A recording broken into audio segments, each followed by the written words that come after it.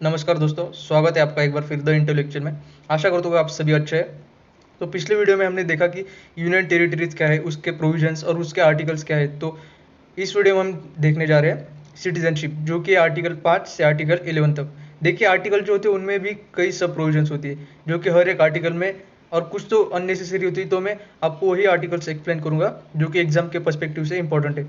इससे आपका टाइम भी बचेगा और जो इंपॉर्टेंट टॉपिक्स भी है वो अच्छे से समझ आ जाएंगे। तो चलिए शुरू करते हैं आर्टिकल 5 से। So what is article 5?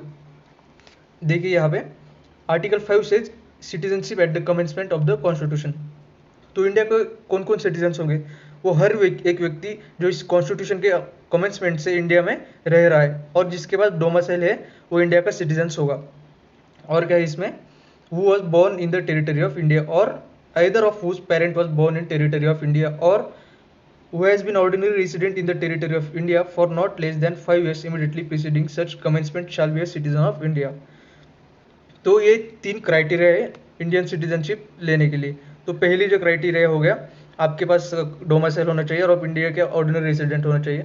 दूसरा क्या है? आप इंडिया में बॉर्न होने चाहिए। अगला क्या है क्राइटेरिया? आपके पेरेंट्स इंडिया में बॉर्न होने चाहिए। और तीसरा क्या है?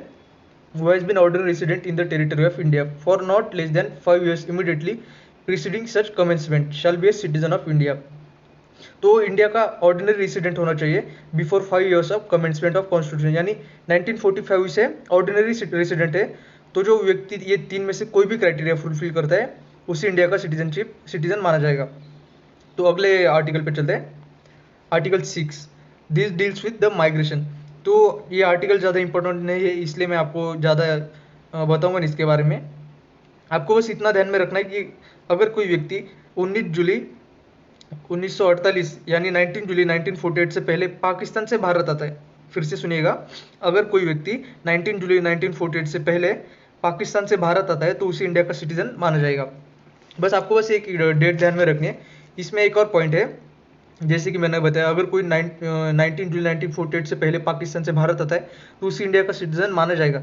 मगर क्या हो अगर वो व्यक्ति इस डेट के बाद भारत में आए? तो इसके लिए उस व्यक्ति को एक एप्लीकेशन देना होगा। एप्लीकेशन किसे देना होगा?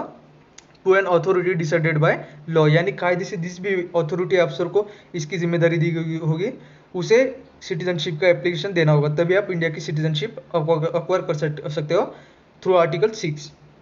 अगला आर्टिकल पे चलते हैं। Article 7 what this article says? It says about rights of citizenship of certain migrants to Pakistan. जो पिछले आर्टिकल में देखा हमने कि व्यक्ति जो होता है वो पाकिस्तान से इंडिया में आता है, तो यहाँ पे थोड़ा उल्टा है। यहाँ पे क्या है? तो अगर कोई व्यक्ति 1 मार्च 1947 के बाद भारत से पाकिस्तान जाता है पर under a permit for resettlement और परमानेंट रिटर्न वो फिर भारत आता है, तो उसे सेम आर्टिकल 6 की तरह अथॉरिटी को सिटीजनशिप के लिए एप्लीकेशन देना होगा।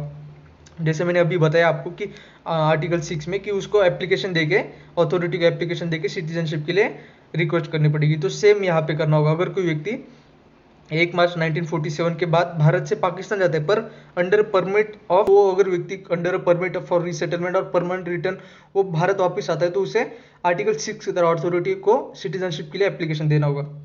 देखिए, ये दोनों आर्टिकल जो है थोड़े कॉम्प्लेक्स है, मगर आप थोड़ा ध्यान से देखेंगे तो ये आपके लिए बहुत आसान लगेगा अगर आप इसे ध्यान से समझेंगे तो। अगले आर्टिकल पे चलते हैं। आर्टिकल 8 व्हाट आर्टिकल 8 से it says about rights of citizenship of certain persons of Indian origin residing outside India. So see let's see, तो पिछले आर्टिकल में क्या देखा हमने? वो माइग्रेशन के बारे में और रिवर्स माइग्रेशन के बारे में था। पर क्या हो अगर आप कॉन्स्टिट्यूशन के कमेंसमेंट के टाइम इंडिया से बाहर रहते हो? तो इसके लिए आर्टिकल 8 में प्रोविजन दिए है। इसमें क्या होगा? अगर आप मान लीजिए कॉन्स्टिट्यूशन के कमेंसमेंट के वक्त अमेरिका में एक ऑर्डिनरी रेसिडेंट है, तो आपको सिंपली इंडिया के जो डिप्लोमेट है वहाँ पे, डिप्लोमेट या कॉन्सुलर रिप्रेजेंटेटिव है अमेरिका में, उनके पास जाके सिटीजनशिप के लिए रजिस्ट्रेशन करवाना पड़ेगा। सिंपली एज पॉसिबल उनको बस बोलना होगा सर हम इंडिया के सिटीजन है, हमको सिटीजनशिप चाहिए, बस हम टेम्प्रेरी इस कंट्री में रेसिडेंट है, तो आपको सिटीजनशिप मिल जाए आर्टिकल 8 के तहत। तो देखिए, अभी मैं आपको फिर से रिवर्स कर देता हूँ आर्टिकल 5, 6, 7 और 8 क्या है। तो देखिए, आर्टिकल 5 जो हो गया वो डोमिसाइल से सिटीजनशिप हो गया। आर्टिकल 6 जो हो गया वो माइग्रेशन से सिटीजनशिप हो गया। आर्टिकल 7 जो है वो रिवर्स माइग्रेशन से होगा। और आर्टिकल 8 जो है वो रजिस्ट्रेशन से, यानी अगर आप बाहर की कंट्री में रहते हो तो आप डिप्लोमेट को एक रजिस्ट्रेशन करके भी आप सिटीजनशिप अक्वायर कर सकते हो। इतना सिंपल है। अगले आर्टिकल पे चलते हैं, article 9। Person voluntary acquiring citizenship of a foreign state not to be citizen. ये आर्टिकल क्या कहता है, अगर आप वॉलंटरी यानी अपनी मर्जी से किसी दूसरी कंट्री की सिटीजनशिप ले लेते हो तो आप इंडिया के सिटीजन नहीं रहोगे। देखिए इंडिया में जो है वो सिंगल सिटीजनशिप है, ना कि डबल सिटीजनशिप। तो अगर आपको कोई बोले कि इंडिया में सिंगल सिटीजनशिप है, ये किसने कहा, तो उसे बस बोलना कि भाई आर्टिकल 9 में ये लिखा हुआ है कि India allows only single citizenship. Fine, next article पे चलते हैं, आर्टिकल 10। व्हाट आर्टिकल 10 से continuous of the rights of citizenship. देखिए अगर आप एक बार इंडिया के सिटीजन बन जाते हो तो आपको बार बार ये साबित करने की जरूरत नहीं कि आप भाई हम इंडिया के सिटीजन थे। इसे ऐसे समझते अगर देखिए आपने जिम के एनुअल मेंबरशिप ले ली तो आपको अगले साल फिर से मेंबरशिप लेनी पड़ेगी। क्यों? क्योंकि आपने एनुअल फीस भरी हुई है। पर सिटीजनशिप के बारे में ऐसा नहीं, अगर एक बार आप सिटीजन बन गए तो बन गए। तो ये हो गया आर्टिकल 10। उसके बाद आता है आर्टिकल 11। ये देखिए ये इंपॉर्टेंट, थोड़ा इंपॉर्टेंट आर्टिकल है, इसे अच्छे से समझिएगा। व्हाट आर्टिकल 11 से, it says parliament to regulate the right of citizenship by law.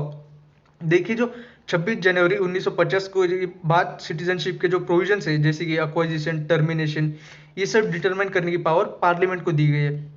मतलब 26 जनवरी 1950 के बाद कुछ भी सिटीजनशिप के रिलेटेड कुछ भी laws, act, amendment, implement, acquisition, termination कुछ भी हो वो सब पार्लियामेंट डिसाइड करेगी। यानी कि अगर पार्लियामेंट चाहे तो सिटीजनशिप के रिगार्डिंग कुछ भी रूल या कंडीशन सेट कर सकती है। तो बट रिमेंबर ये बस लॉ के तहत हो सकता है। आई होप कि आपको आज के आर्टिकल समझ में आ गए होंगे। तो दोस्तों ये थे आज का टॉपिक, दैट वाज सिटीजनशिप। आशा करता हूँ कि आप इसे अच्छे से समझ गए होंगे। अगर आपको हमारी वीडियो थोड़ा सा भी ज्ञान प्राप्त होता है तो प्लीज़ इसे अपने फ्रेंड्स के साथ शेयर कीजिए। मैं इसे आपके लिए वीडियोज़ लाता रहूँगा। So that was the intellectual signing off. जय हिंद।